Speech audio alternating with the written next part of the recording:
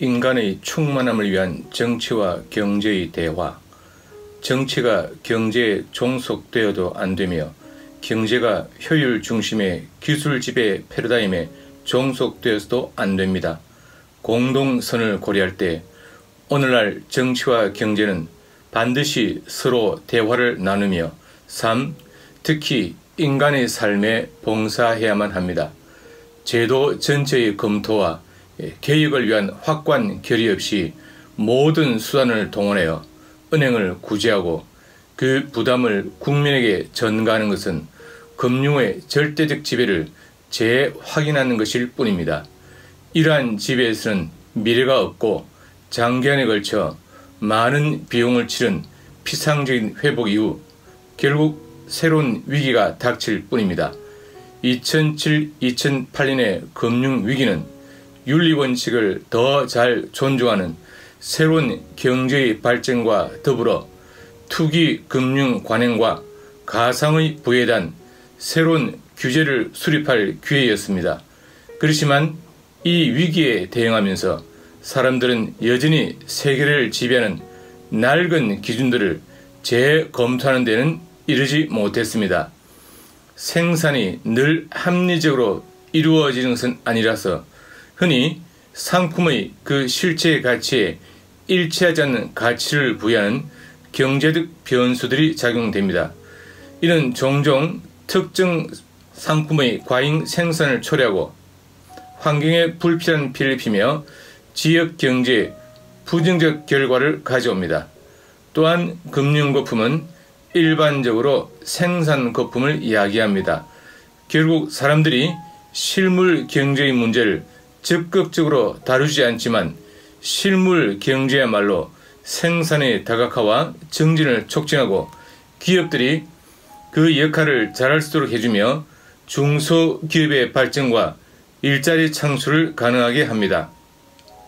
이러한 맥락에서 우리는 환경보호는 오로지 금전적인 손익계산을 바탕으로 해서는 보장될 수 없고 환경은 시장의 힘으로 적절하게 보호하거나 증진시킬 수 없는 재화 가운데 하나라는 사실을 언제나 잊지 말아야 합니다.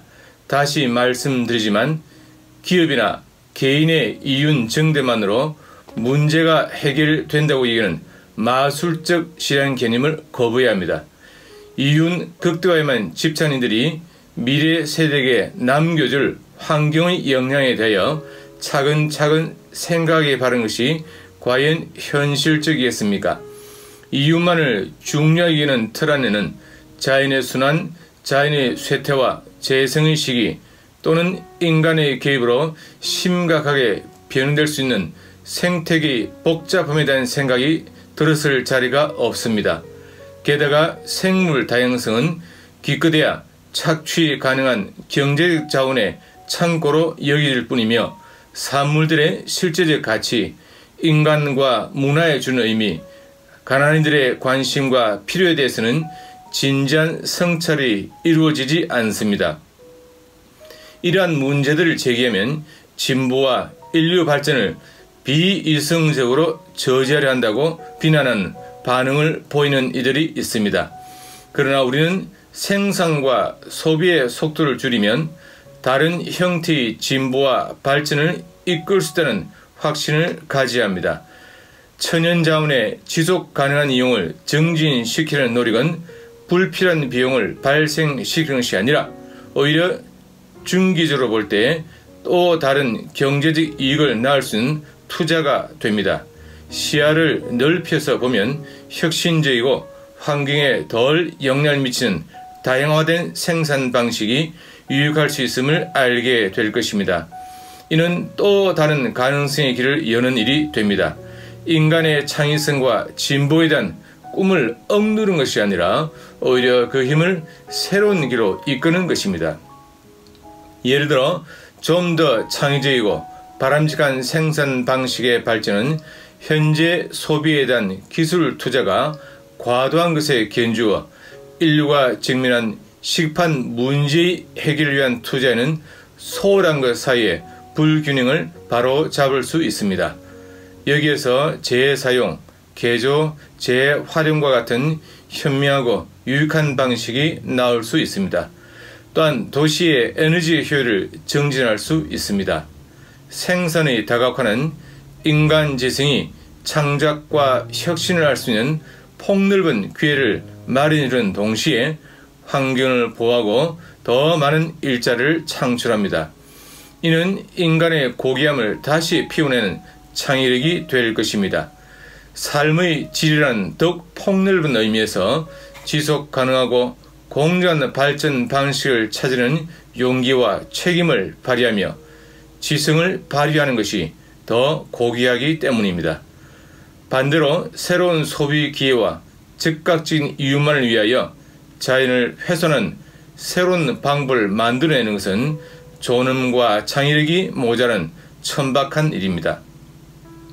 일부 경우에 지속 가능한 발전이 새로운 형태의 성장을 가져오지만 또 다른 경우에는 수십 년 동안 이어져온 탐욕스럽고 무책임한 성장을 놓고 볼 때 우리가 속도를 어느 정도 줄여 합리적 한계를 설정하고 더 나아가 너무 늦기 전에 되돌아가는 것도 잘 생각해 보아야 합니다.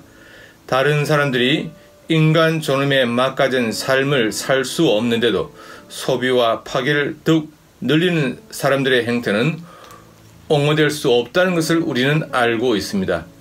그러한 까닭에 이제 세계의 일부 지역이 불경기를 어느 정도 감수하면서 다른 지역이 건장하게 성장하도록 지원해야 할 시점에 이르렀습니다. 베네딕토 16세 교황께서는 기술적으로 발전한 사람들이 에너지 소비를 줄이고 에너지 효율을 높여 좀 더 검소한 생활 방식을 실천할 자세가 되어 있어야 한다고 말씀하셨습니다. 새로운 발전 모델이 나올 수 있도록 우리는 세계적인 개발 모델을 바꿔야 합니다. 이는 경제의 의미와 경제의 목표를 고찰하여 그 역기능과 오용을 바로 잡는 것에 대한 책임 있는 성찰을 의미합니다. 일종의 타협책으로 자연 보호와 경제적 수익의 균형 또는 환경 보존과 발전의 균형을 맞추는 것으로는 충분하지 않습니다. 이러한 주제에 관하여 적당히 타협하게 되면 단지 불가피한 재앙이 조금 늦추어질 뿐입니다. 간단히 말해서 발전의 개념을 새로 정의하는 것이 필요합니다. 더 나은 세상과 전체적으로 더 높은 삶의 질을 이루어내지 못하는 기술과 경제 개발은 발전으로 볼 수 없습니다. 경제가 성장해도 종종 인간 삶의 질이 실제로 떨어지기도 합니다. 환경이 악화되고 식품의 품질이 떨어지며 일부 자원이 고갈되기 때문입니다. 이러한 상황에서 지속 가능한 성장에 대한 논의는 흔히 주의를 다른 곳으로 돌리고 자기 합리화를 하려는 수단이 되고 맙니다. 이는 생태에 관한 담론의 가치를 금융과 기술 지배의 논리에 흡수시키고 기업의 사회와 환경에 대한 책임은 흔히 일련의 마케팅과 이미지 관리의 활동으로 축소됩니다. 이윤 극대의 원칙은 다른 모든 시각을 외면하며 경제 개념을 왜곡합니다. 이는 생산이 늘기만 한다면 미래 자원이나 환경의 건강을 희생시키는 것도 개의치 않습니다. 벌채로 생산이 늘기만 한다면 한 지역의 사막화, 생물 다양성의 훼손, 오염의 증가로 발생하는 손실은 그 누구도 생각하지 않습니다. 다시 말해 기업들은 비용의 극히 일부만을 계산하여 지불하며 수익을 냅니다. 공동의 환경 자원을 이용하는 데 드는 경제적 사회적 비용을 다른 민족이나 미래 세대가 아니라 그 이용자가 온전히 부담하고 투명하게 공개하도록 할 때에만 윤리적 행위라고 볼 수 있습니다. 시장이 또는 계획 정지를 추진하는 국가가 자원을 분배할 때에 현재의 필요를 위한 정체적 현실 분석만을 제공하는 도구적 이성이 개입됩니다. 정치와 관련하여 무슨 일이 벌어지고 있습니까? 보조성의 원리를 되새겨 봅시다. 이는 사회의 모든 분야에 존재하는 능력을 발전시키는 자유를 보장하면서 또한 더 많은 권력을 지닌 이들이 공동선을 위하여 더 큰 책임을 지도록 하는 것입니다. 오늘날 일부 경제 부문이 국가보다 더 많은 권력을 행사하고 있는 것이 사실입니다. 그러나 정치가 결여된 경제는 현재 위기의 다양한 측면들에 대처할 수 있는 다른 논리를 지지하지 못할 것이기에 정당화될 수 없습니다. 환경에 대한 참된 배려가 없는 논리는 사회의 가장 취약한 이들의 통합에 대한 관심이 없는 논리입니다. 오늘날 성공과 자립의 모델에서는 뒤처진 이들이나 힘없는 이들, 능력이 모자란 이들을 돕고자 투자하는 것이 아무런 의미도 없어 보이기 때문입니다. 우리는 폭넓은 시각으로 위기의 다양한 측면들에 대하여 학제적인 대화를 포함한 새로운 통합적 접근을 하는 정치가 필요합니다. 흔히 올바른 공공정책의 부재와 부패에서 비롯된 정치에 대한 불신은 정치 자체가 책임져야 합니다. 한 지역 국가가 본분을 다하지 못하면 일부 기업 집단이 후원자를 자처하며 실질적 권력을 행사하고 자신들은 특정한 규정들을 지키지 않아도 된다고 여기게 됩니다. 그래서 조직범죄, 인신매매, 마약매매, 폭력과 같은 근질시키기 어려운 모든 형태의 범죄들을 일으키는 데 이릅니다. 정치가 왜곡된 논리를 깨어버릴 수 없고 구차한 변명으로 일관한다면 우리는 계속해서 인류의 주요한 문제들을 해결하지 못하게 될 것입니다. 참다운 변화를 위한 전략에는 전체 과정에 대한 재검토가 필요합니다. 현대 문화의 뿌리에 놓이는 논리를 문제 삼지 않고 몇몇 피상적인 생태적 고려사항만 다루는 것으로는 충분하지 않습니다. 건전한 정치는 이러한 문제에 맞설 수 있어야 합니다. 정치와 경제는 빈곤과 환경 훼손에 대해서 서로에게 책임을 전가하려고 합니다. 그러나 우리는 정치와 경제가 자신의 잘못을 깨닫고 공동선을 지향하는 상호작용의 방법을 찾기를 바랍니다.